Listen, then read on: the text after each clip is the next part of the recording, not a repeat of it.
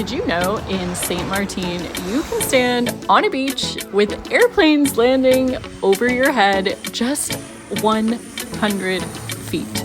Welcome to Airplane Beach. The jet blast from departures is up to 400 kilometers per hour, which is about 248 miles per hour. It is so powerful.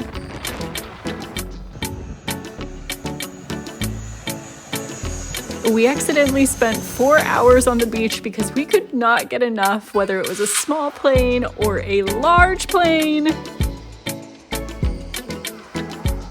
This is definitely the ultimate plane spotting experience. Tell us in the comments if you can name any of these airplanes and come join us over on our channel for the full experience.